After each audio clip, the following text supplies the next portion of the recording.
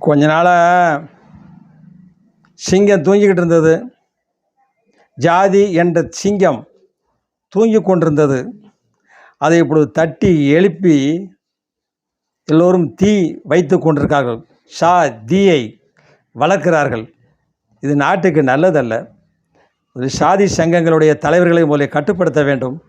சாதி சங்கம் என்ற தொண்டர்களும் தங்களை கட்டுப்படுத்தி கொள்ள வேண்டும்.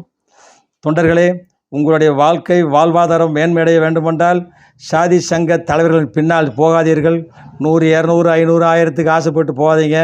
உங்களுக்கு குடும்பம் இருக்குது, தலைவர்லாம் வெளியே இருப்பாங்க, தொண்டர்லாம் உள்ளே போய் நிற்கிறோம், சிறையில் தான் இருக்கணும். ஏற்கனவே பார்த்துருப்பீங்க, கரூரில் தலைவர்லாம் எங்கேயோ இருக்காங்க, பாவம். நிர்வாகிகள்லாம் எங்கே இருக்காங்க பார்த்தீங்களா? தலைமறைவாக இருக்காங்க, சிலர் செயலில் இருக்காங்க. கட்சின்னு போனீங்கன்னா சகலமும் அணிவிக்கணும்.